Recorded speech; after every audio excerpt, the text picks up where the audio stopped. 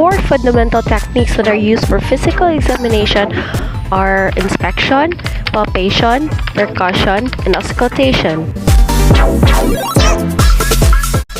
Inspection is a visual examination of the patient. You can assess by observing the patient's breathing, gait, clothing, personal grooming, body habitus, body position, affect or mood, and appropriateness of the patient's affect to the situation. Might as well inspect the skin color, presence of lesions, visible trauma, and other abnormalities. Palpation is an examination using the sense of touch. It is done by placing your fingers on the body of the patient to determine things like swelling, masses, and areas of pain. Palpation can be performed by the fingertips, palm, or back of the hand. Palpation may be superficial or light touch and deep. Use the back of the hand to assess skin temperature. Superficial palpation with the fingertips to assess the point of maximal impulse. And deep palpation with the fingertips to feel the lower edge of the liver and the spleen tip.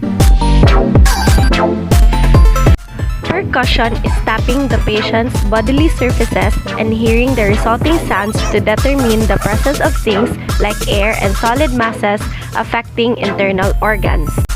There are four kinds of percussion sound, and these are resonant, dull, tympanic, and flat. A resonant percussion note, described as a hollow sound, is normally elicited over healthy lungs. Percussion over a healthy liver produces a dull percussion note. A tympanic percussion note, described as a drum-like sound, is elicited over the stomach. Percussion over large muscles such as thigh muscle produces flat percussion notes. Auscultation consists of listening either directly with the ear or indirectly with the aid of device, typically a stethoscope, to sounds that arise spontaneously from the body, example like breath sounds, heart sounds, vowel sounds, and roots. So that's how you perform the four basic steps of physical examination. Thanks for watching!